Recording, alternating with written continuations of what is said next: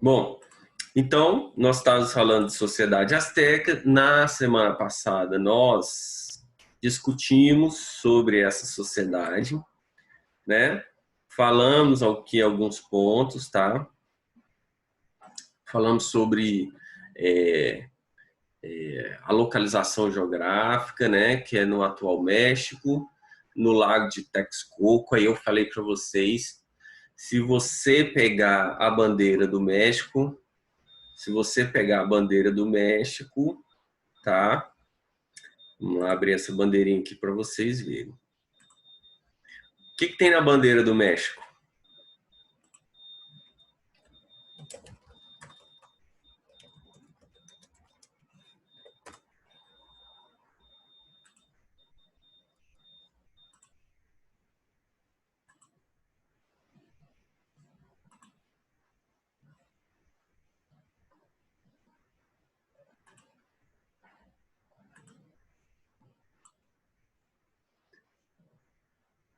Vou espelhar aqui para vocês. Aqui, ó. Você pega aqui, ó. Quando a gente fala de México, todas as bandeiras ela tem uma simbologia, né? Todas as bandeiras têm uma simbologia. Qual que é a simbologia? Por que é esse? Por que na bandeira do México tem aqui uma espécie de uma águia, né? Aprisionando, comendo aqui uma cobra, né? Tem essas simbologias dentro da história mexicana. Por quê? Alguém sabe me dizer? Alguém sabe me explicar qual o motivo da bandeira do México ter aqui uma águia e essa águia está devorando essa cobra aqui?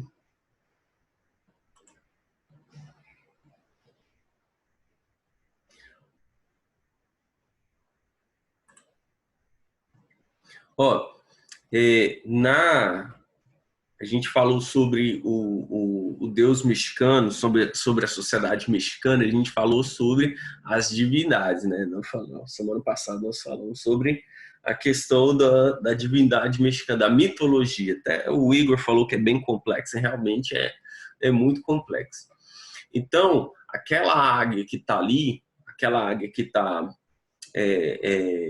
aprisionada pela cobra ali, ela veio dentro da mitologia de fundação da cidade de Tenochtitlan.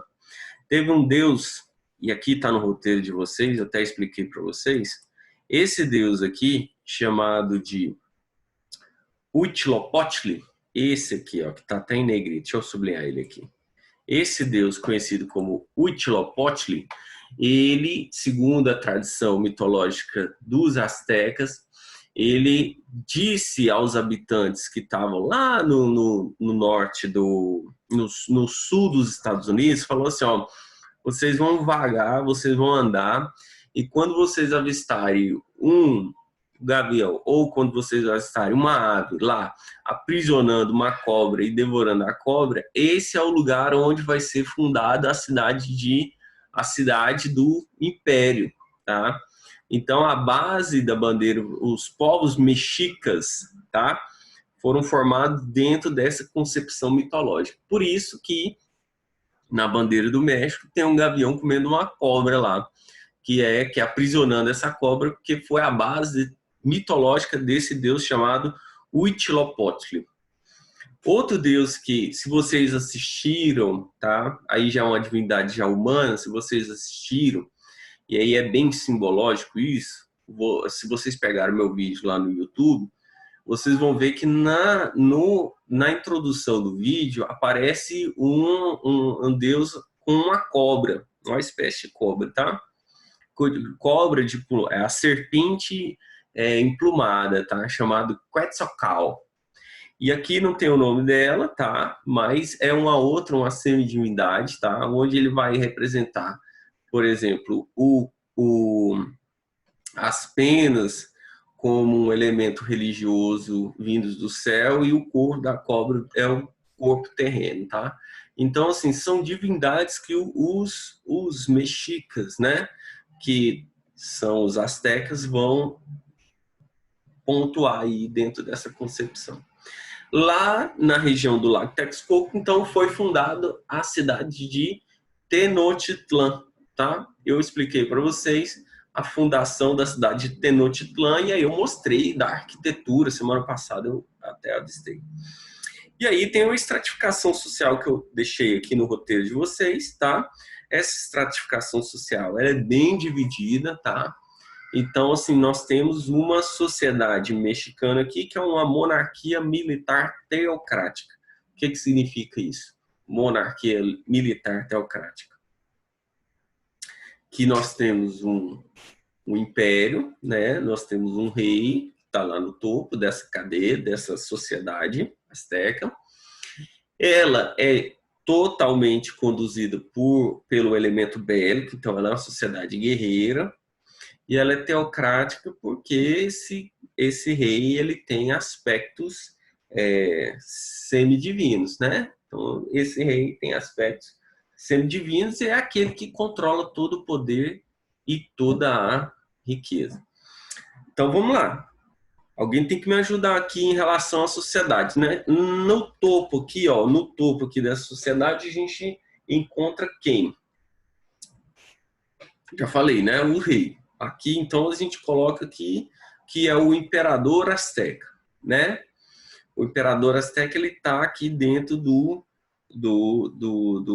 no auge da sociedade asteca. Abaixo do rei, nós temos uma espécie de nobreza, tá? Constituída aí pelos administradores do Estado, então aqueles que vão fazer contabilidade das riquezas, a cobrança de impostos, tá? Nós temos os guerreiros, tá? E além dos guerreiros, nós temos os sacerdotes. Então, assim, abaixo, então, nós temos guerreiros, sacerdotes e os administradores. Depois dessa classe, nós temos aqui a constituição de uma classe comercial, né? Que é a terceiro estamento aqui. Então, nós temos uma sociedade comercial que é parte dessa sociedade comercial, ela é vista pelos artesãos e a outra parte pelos comerciantes. E, inclusive, se você teve a leitura, fez a leitura lá, você pode ver que os comerciantes, eles disfarçavam a riqueza, né? Eles tinham que contornar um aspecto de disfarce dessa riqueza. E por que eles disfarçavam? Porque a riqueza ela é originária do império, né? E não pode ser do individual. Lembrando a vocês que nós estamos bem distantes, nós estamos, primeiro, na América, nós estamos bem distantes aqui daquela relação que já existia dentro do mundo europeu, que era a relação mercantilista, né? Então, assim, o imperador aqui, ele tem todos os bens nas suas mãos, né? Então, por isso que os comerciantes disfarçavam, inclusive, a riqueza aqui. E para preencher essa sociedade, a maioria da população ela estava aqui no quarto estamento, né? Que é da mesma maneira que os egípcios, também na sociedade asteca, a principal classe social são os camponeses. Você viu que os camponeses, eles são assim, são a base, o pilar da sociedade asteca, né? Tá aqui como o quarto estamento. E no último estamento, tá? No último estamento, nós temos aqui aqueles escravos, né? Que podem ser conhecidos como a escravidão por guerra, né? Pelos prisioneiros de guerra. Então, nós temos a composição da sociedade asteca, que era o que estava faltando para a gente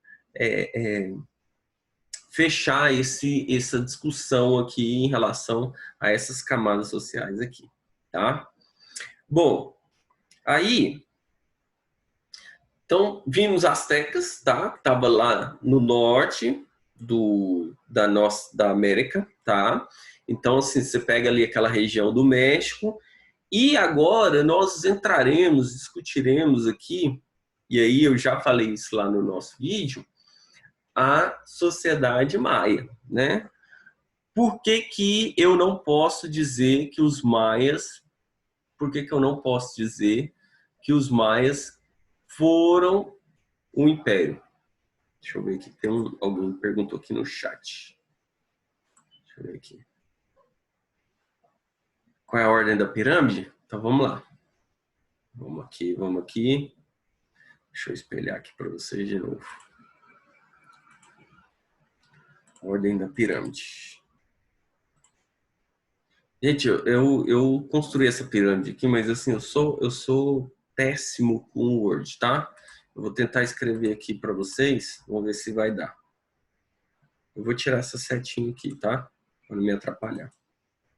Então tá lá. Primeiro aqui, imperador. Imperador, tá? Então ele tem um aspecto semidivino aqui, semidivino, tá?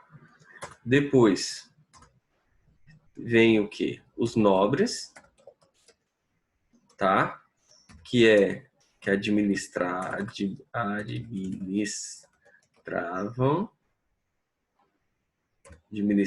deixa eu tirar a pirâmide também.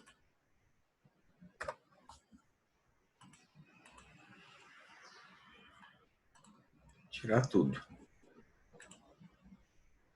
Isso aqui, esse roteiro é mais para quem vai imprimir, né? Quem está imprimindo aí é lindo. Mas assim, para quem está fazendo no Word igual eu aqui, que parece que tem como, que eu não coloco em PDF, então vai ter que ser assim. Então, administravam, tá? Tinham administradores, sacerdotes e guerreiros. Guerreiros, né? Na outra classe nós tínhamos artesãos e camponeses. Depois, artesãos e comerciantes. Depois nós tínhamos aqui os camponeses e os escravos. Então a ordem da pirâmide fica assim, tá, Igor? Beleza? Cada estamento desse, então, tinha uma composição guiada sempre pelo rei aqui, que é a figura principal do Império Azteca. Tá? Se você pegar aqui, ó, vou colocar aqui centralizado para ficar bonitinho. Pá. Então nós temos essa composição aqui: imperador, nobres, artesãos, comerciantes, camponeses e escravos. Beleza? Bom, então aqui na sociedade maia, eu destaquei para vocês aqui as características centrais. Lá no livro de vocês, como eu sei que vocês já estão com o livro na mão, tá? Então, no livro de vocês, hoje, na página 315, nós temos um mapa, tá? Esse mapa, ele está representando a localidade onde nasceu a sociedade maia, tá? Então, tá lá, ó. Eu destaco aqui essa região chamada de Península de Yucatán. Tá lá, ó, Península de Yucatán. Península do Yucatán. Então, essa é a região onde foi constituída essa sociedade. Pessoal, essa não é uma região assim que nós temos uma posição geográfica relativamente para ponto de urbanização, mas onde floresceram essas conhecidas cidades-estados, tá? Não errem isso, porque os maias, tá? Os maias não podem ser caracterizados como um império. Os maias, a forma de governo dos maias foi delimitada por ser sociedades com cidades-estados, tá? Comando de cidades-estados. Então, essas cidades eram autônomas e independentes. Quais exemplos de cidades-estados eu tenho? Tá aqui, ó, Copan, lá a mais ao sudeste da Península de Yucatán. Tá lá, ó, nessa parte que tá em... Que cor é essa aqui? Salmão? Acho que é salmão, tá? Então tem Copan, Palenque, Tikal, né? Uaxatum, tem lá todas essas cidades aqui são cidades que se desenvolveram com uma arquitetura que os europeus jamais imaginariam que existiam aqui dentro da Terra, tá? Dentro da Terra do Novo Mundo, tá? Então tá aqui. Então eu coloquei entre as civilizações mais antigas da América, né? E esses ancestrais, eles situaram os primeiros povos das sociedades maias, estavam aqui na região da Guatemala, tá aqui. Então, assim, você pega lá a península de Yucatán, um pedacinho do sul do México, a maioria da parte onde hoje é Guatemala, El Salvador, Honduras e Belize. Então, isso é a América Central. Parte que só pega ali uma regiãozinha do sul do México, que é a América do Norte. Então, você pega um pedacinho de América do Norte, a América Central é onde foram situadas essas cidades-estados. Então, já falei da forma de governo, que eram cidades independentes, e aí o destaque que nós temos é da arquitetura, da economia e da sociedade, que é o que a gente vai ver agora. Então, se você observar, tá? Se você observar, na outra página, a página 316 do livro de vocês, vai ter uma das construções. Essas cidades, elas estão encravadas no meio das florestas, tá? Então, essas cidades mais, Tikal, Palenque, Copan, Xizé, elas estão todas essas cidades, elas estão encravadas no meio da floresta, tá? Então, tá lá, as construções têm um desenvolvimento muito grande da engenharia e está colocado lá que todas essas cidades elas foram sendo formadas em torno desses centros cerimoniais, né? Que é uma espécie de pirâmide que eles construíam onde tinha todo o desenvolvimento da cidade, tá? Toda a relação, toda a constituição do comércio, a constituição dos rituais, tá? E aí o exemplo que eles colocaram tá na página 316, tá? O exemplo de centro cerimonial tá aí dentro dessa figura aí, ó. Tem uma floresta e aí o centro cerimonial que era uma espécie de centro político dessas cidades, tá? Bom, a sociedade, ela tava a hierarquia dessas cidades-estados, tá? Então, ela era subdividida praticamente em dois estamentos, tá? Então, tinha governantes, sacerdotes, comerciantes, e abaixo deles tinha agricultores e artesãos, tá? E esses agricultores e artesãos são os indivíduos que ficavam ali em torno dos centros cerimoniais, tá? Então eles eram habitantes que viviam na floresta. A elite estava ali concentrada, né? Ali dentro o comandante das cidades-estados, mais os sacerdotes e comerciantes estavam ali dentro dos centros cerimoniais, beleza? Bom, e aí o que a gente pode destacar aqui em relação a isso aqui? O grande desenvolvimento, a agricultura, tanto para astecas, quanto para maias, quanto para incas, é a atividade principal, tá? A agricultura é a atividade principal. Então, nós temos lá a cultura do feijão, a abóbora, algodão, cacau, abacate e, por que eu coloquei em negrito o milho? Porque o milho é o grande produto das três sociedades, tá? Então, assim, a base da alimentação asteca, maia e inca é o milho, tá? Bom, Professor. Pode falar, Igor. Depois eu vou complementar um pouquinho, porque eu fui olhar o negócio na mitologia das três. E o milho entra nas três. Depois eu falo. Tá bom. Mas assim, você falou que o milho entra nas três? Não entra nas três? Entra. Ah, tá. Mas eu acabei de falar isso. Que a base da alimentação, né? A base da alimentação dessas sociedades aqui tá.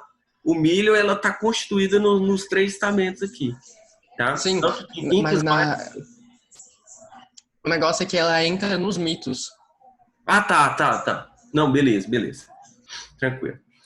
Bom, então, nós temos aqui, por volta do século IX, tá? Por volta do século IX, nós temos o declínio dessas cidades. E aí, assim, a historiografia ainda está pontua, está estudando o motivo, qual que é o elemento central para que essas sociedades que foram descobertas, por exemplo, com buscas arqueológicas ainda um pouco mais à frente, por que as sociedades não prosperaram, por que elas se extinguiram, né?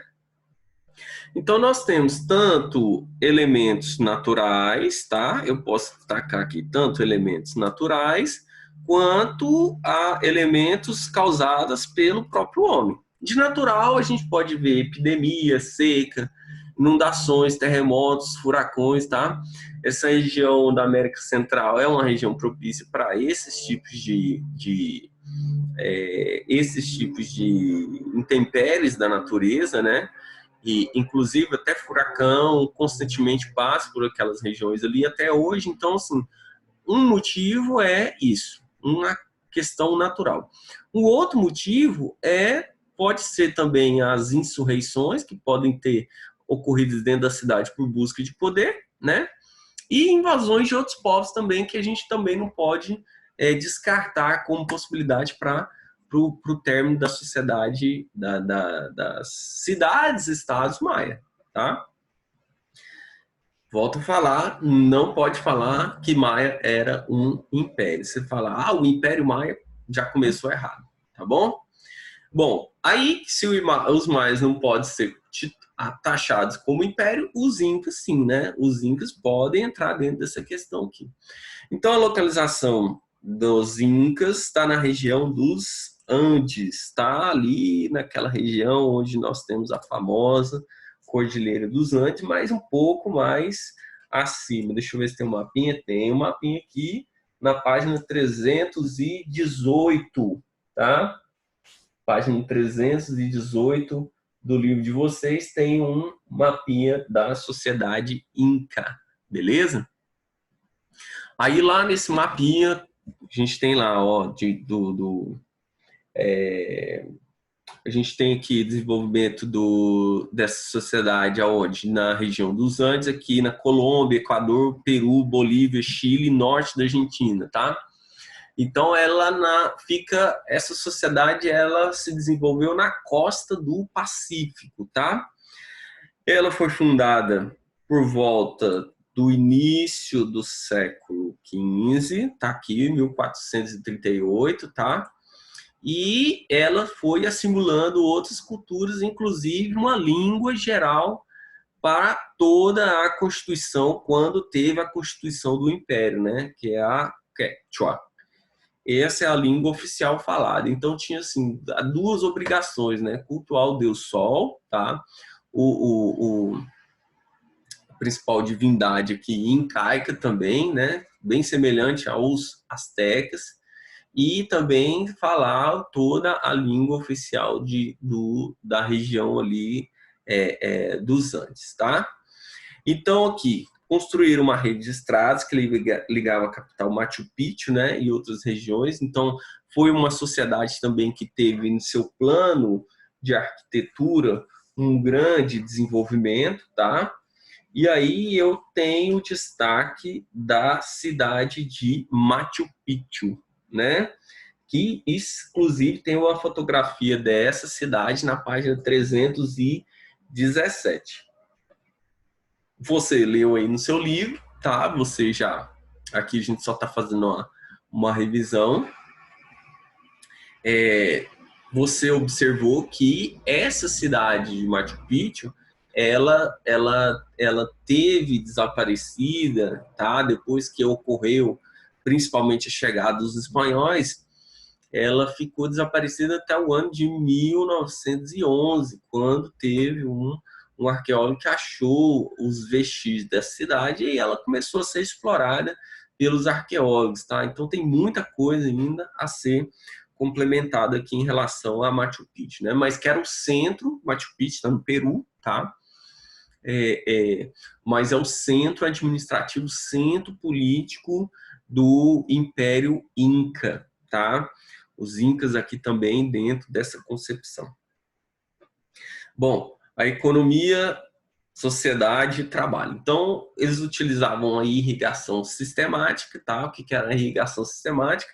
Como essa região dos Andes é bem acidentada, então eles dividiam a agricultura em 3 níveis, né? Nas regiões mais acima ficava a plantação de batata, onde tinha o quê? Onde tinha temperaturas mais baixas, né? Então tá lá em cima, então na sociedade incaica, lá dentro dessa irrigação sistemática, é essa divisão em 3 camadas, né? 3 estamentos. E na parte mais central, nós temos aqui o milho, abóbora e feijão, tá? Então era uma agricultura dentro desses elementos centrais da culinária incaica, e no último estamento as árvores frutíferas, que é mais região mais uma região mais central, né? Bom, outro destaque também é a questão do pastoreio, né? Que ele utilizava ilhama, tá? O pastoreio, eles utilizavam esse animal aqui, ilhama, que é um animal de carga, e também a alpaca, tá? Alpaca, que eles obtinham lã e leite e guanaco, tá? Então, assim, são animais que representam bastante essa cultura desses povos indígenas, inclusive até hoje, né? Que são animais provenientes aqui da América Central, né? A composição predominante da população inca é esse sistema aqui chamado de Ainu, tá? Aí é onde nós entramos aqui, inclusive lá no corpo de atividades que eu coloquei para vocês, tem até uma questãozinha falando sobre essa composição aqui. O que é essa região? Na verdade, o Ainu é é um território, tá? São partes do território onde tinham uma administração central. Seria uma espécie de governos, tá? Que todos eles ligados ao imperador, tá? Então a gente vai ver sociedade aqui. E essa composição do Ainu é uma parte central, uma composição muito muito importante dentro da sociedade inca, porque todo o desenvolvimento econômico, todo o desenvolvimento agrícola partia dentro da composição dentro dessas regiões, tá? Então, são dentro desses espaços que vão sendo constituídos ao longo do Império. Então, eram regiões administrativas ali de cada povo, de cada extensão do Império Inca, tá? E aí, eu tenho um destaque aqui, tá? Que é esse termo aqui, esse termozinho aqui, ó, chamado de mita. Vou até sublinhar ele aqui. Essas comunidades, né, administrativas aqui que eram obrigadas a trabalhar para o Império Inca, tá? Existia uma espécie de trabalho compulsório, tá? Chamado de mita. Olha, tanto que isso aqui é importante. Existiu a mita aqui na América, tá? Na América pré-colombiana, e quando os espanhóis chegam, dominam os incas e observam esse sistema de trabalho, os espanhóis também pegam essa forma de trabalho compulsória, tá?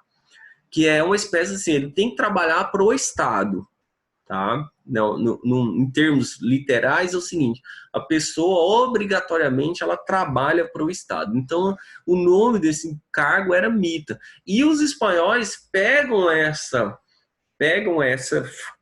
essa forma de trabalho compulsória e agrega dentro do sistema de exploração dos incas aqui dentro também, tá?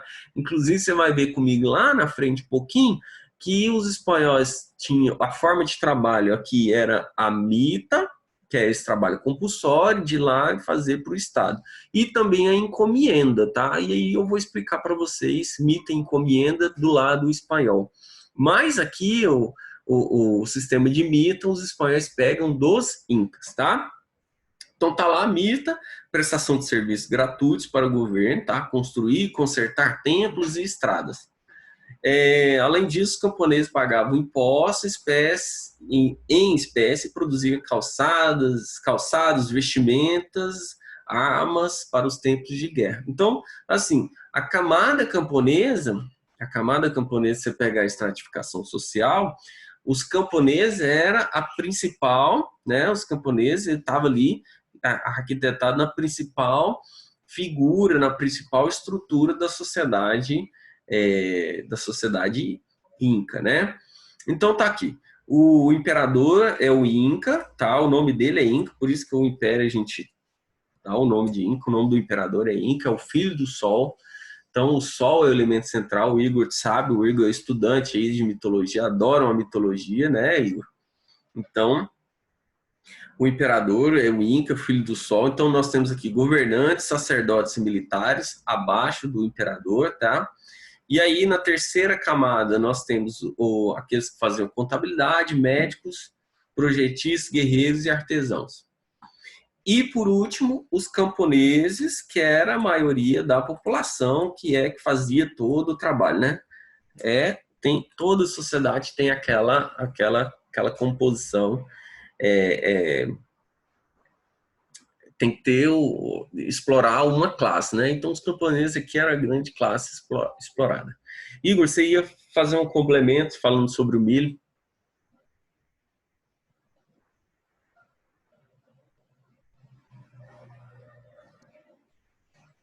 Sim, vou começar pelo Azteca, já que você começou pelo Azteca. Na mitologia Azteca, eles tinham um deus para cada milho.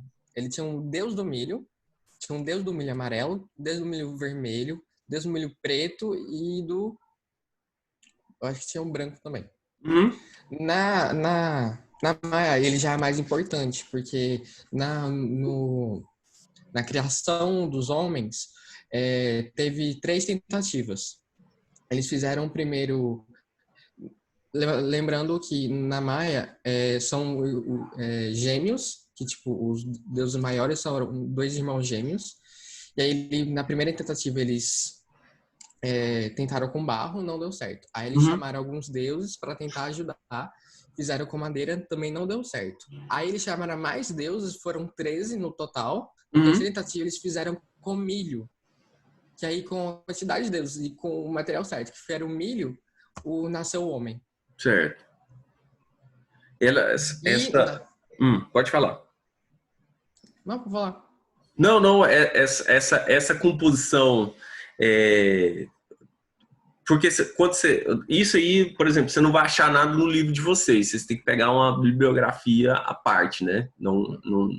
Ele não vai especificar igual assim. Você tem o interesse pela mitologia, eles não vão especificar. Mas fala sobre os incas. Os incas já não aparecem tanto no milho assim. Só que é engraçado porque na mitologia inca, o deus do sol só acaba ele que manda o filho sol dele, e uma filha também, e os dois eram casados. Isso. Ele não participa da criação do mundo, nem criação dos homens. Da criação dos homens acaba participando porque ele mandou os filhos. Só que a criação do mundo já é diferente, já é outro deus, ele faz todo mundo, só que ele desaparece no mar na, na costa sul-americana, Uhum. pro Oceano Pacífico. Certo. E esses dois filhos aparecem, eles surgem na Terra pelo um lago importante, que era o Lago Titicaca. Titicaca, isso. É bem engraçado. Aham. E o mais engraçado é que quando o filho dele chega no local que ia ser a cidade principal, ele crava o cajado dele no chão, aí Uhum. faz um buraquinho, né? E Uhum. ele fala que aquele buraco era um umbigo do mundo. Sei. E E, daí foi construída toda a sociedade em volta dessa cidade. certo. É isso aí. Então, nós temos prisioneiros de guerra, Giovana. Isso mesmo, tá? Então, assim, nós temos então essa composição, nós temos essas divindades, então, e também a questão do sacrifício, né? Eu não falei sobre a questão do sacrifício, mas tem muita, Sim, tem assim, todas essas sociedades, elas têm a questão do sacrifício como um elemento central dentro das suas culturas, né? Então, assim, tem toda uma e tem uma mitologia, explicação para cada sacrifício. isso, tem toda uma simbologia. Mas, assim, o que nós temos que saber é essa composição que está aí dentro do roteirinho de vocês. Eu espero, assim, que tenha ajudado, tenha contribuído, tá? É, só quero dar um destaque aqui e abrir só um parênteses aqui. Você está na Olimpíada de História, Igor? Eu? É? Não. Tá. Bruna, quem que é que está participando da Olimpíada de História? Então, eu tinha proposto lá na sala, só que o único que me procurou foi o Edson. O Edson? E aí, na minha equipe é eu, o Edson, o Pedro Cunha Uhum. e o Gianluca. Então tá. Então, Bruna, Edson, Pedro Cunha e Gianluca, tá? É, eu quero parabenizá-los pela chegada, tá? Até a última fase. Não é fácil. Os meninos estão, assim, indo super bem, tá?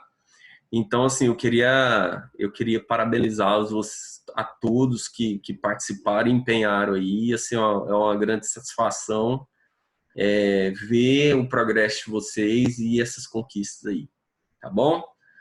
Um grande abraço para vocês, boa sorte aí nessa última fase, tá?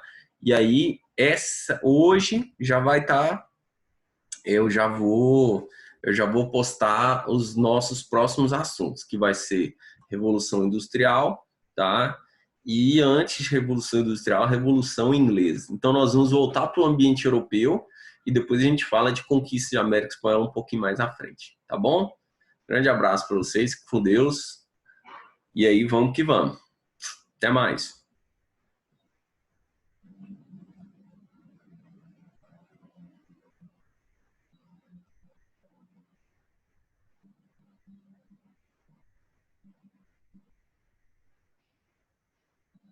Boa semana, Bruno. Até mais. Com Deus.